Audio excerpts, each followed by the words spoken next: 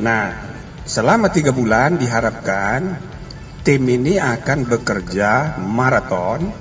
Kami sudah sepakat seminggu sekali kita mengadakan rapat rutin, pertemuan lengkap. Polri tentunya selalu terbuka untuk menerima perbaikan, menerima evaluasi. Seperti Pak Yusril, karena harus mengikuti acara pelantikan di istana. Kemudian Pak Jenderal Badrudin Haiti, paling senior, mantan Kapolri, dan sebelah saya Pak Jenderal Idham Aziz, juga adalah mantan Kapolri. Nah, kami rapat bersepuluh, dan insya Allah mungkin minggu depan atau apa akan ada tambahan 1 orang, ya, ibu-ibu. Nah, belum saya sebut namanya. Ini untuk melengkapi sesuai dengan harapan Presiden supaya ada keterwakilan perempuan. Maka nanti jumlahnya tim ini 11 orang.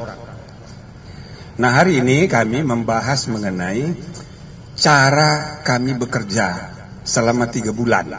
Harapannya selama 3 bulan nanti kita akan melaporkan, merekomendasikan kebijakan-kebijakan yang perlu ditempuh, yang nanti keputusannya ada di tangan Presiden. Nah, jadi hasilnya nanti yang sifatnya kebijakan ke depan itu kita melapor ke Presiden. Untuk hal-hal quick win gitu yang berkaitan dengan masalah-masalah internal polisi, itu kita rekomendasikan ke internal polisi. Nah, selama 3 bulan diharapkan tim ini akan bekerja maraton. Kami sudah sepakat seminggu sekali kita mengadakan rapat rutin, pertemuan lengkap. Nah, selamat datang Pak Kapolri. Silakan Pak. Sudah selesai ya? Nah, seminggu sekali kami mengadakan rapat pleno. Tapi di antara seminggu sekali itu kami manfaatkan untuk mengadakan public hearing, ya, tatap muka, ya, belanja masalah, mendengarkan aspirasi dari berbagai kalangan yang akan kami undang. Misalnya kalangan akademisi di kampus ataupun BEM mahasiswa, begitu juga ormas-ormas dan jaringan LSM, ya, ini akan kita dengarkan, dan demikian juga kelompok-kelompok lain yang punya kepentingan, yang punya aspirasi untuk disuarakan dalam rangka reformasi Polri. Nah, dalam minggu ke depan ini, sebelum pertemuan hari Kamis yang akan datang, hari Kamis yang minggu depan, kami akan rapat lagi. Tapi Kamis yang akan datang, sekarang Senin, Selasa, Rabu, hari Kamis diharapkan kami sudah mengadakan public hearing pertama. Khususnya kita akan mengundang Gerakan Nurani Bangsa dan beberapa tokoh-tokoh masyarakat lain yang punya aspirasi.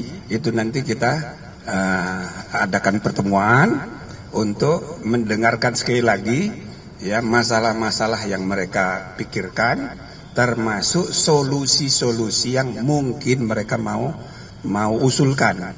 Tentu itu tidak mengikat, nanti tim akan mengkajinya, sehingga selama 2 bulan pertama mudah-mudahan sudah bisa dirumuskan rekomendasi yang akan menjadi kebijakan-kebijakan baru dalam rangka reformasi kepolisian ini.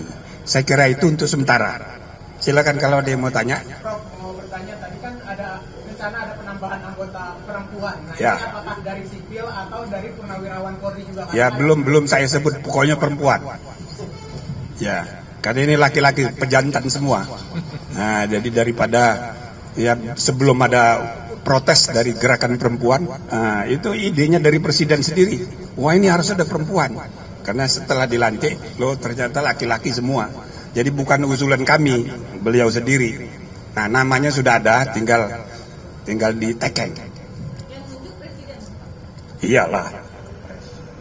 Prof, dari rapat 2 jam tadi itu apakah tim ini juga mendapatkan rekomendasi dari tim transformasi Polri yang sudah dibentuk Pak Kapolri sebelumnya, kan mereka sudah dapat data.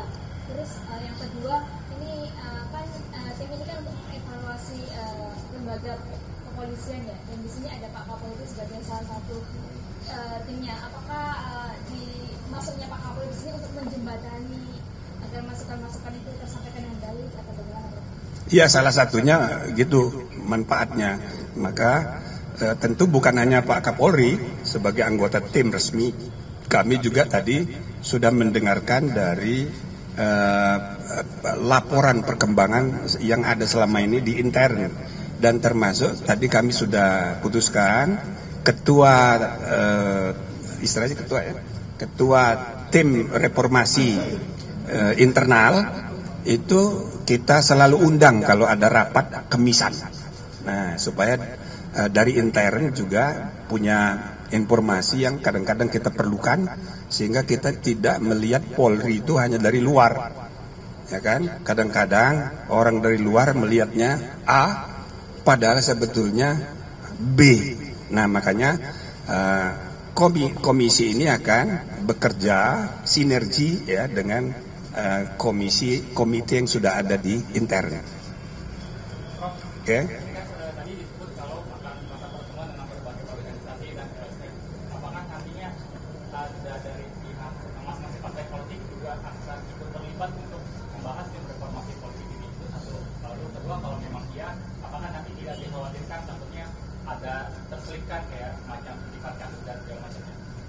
Kalau partai itu nanti urusan policy making di undang-undang, itu nanti pasti mereka akan terlibat. Jadi kita tidak perlu undang partai.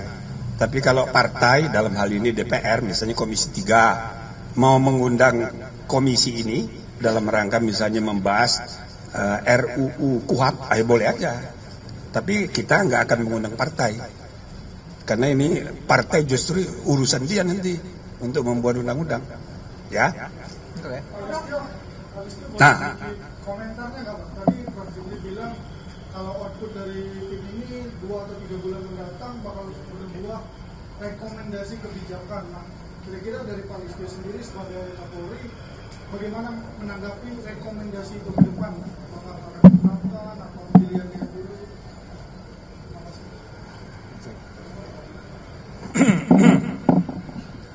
Baik. Yang pertama, kami ucapkan terima kasih pada Bapak Profesor Jimli dan seluruh tim reformasi kepolisian yang dibentuk oleh Bapak Presiden, dan alhamdulillah kami juga diberikan kesempatan untuk ikut, dan tentunya sesuai dengan arahan dari Bapak Ketua tim reformasi bahwa keberadaan kami di sini sebagai upaya untuk supaya bisa merespon cepat dan segera mengimplementasikan terkait dengan rekomendasi-rekomendasi yang nanti akan diberikan oleh Ketua Tim Reformasi kepada Bapak Presiden, dan selanjutnya tentu harus kita tindak lanjuti. Pada prinsipnya Polri tentunya selalu terbuka untuk menerima perbaikan, menerima evaluasi, karena kita juga tentunya ingin terus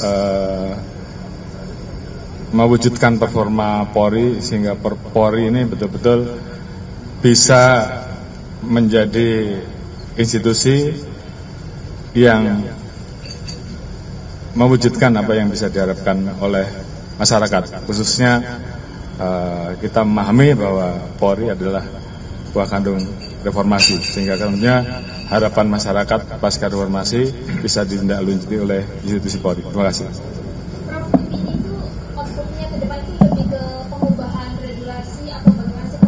Ya, jadi itu nanti akan dibahas 3 bulan.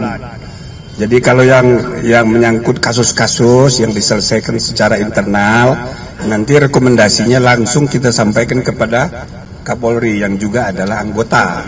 Maka hasil dari komisi ini ada 2. 1 rekomendasi ke Presiden, yang kedua rekomendasi internal. Nah, mungkin yang internal bisa juga nggak diumumkan.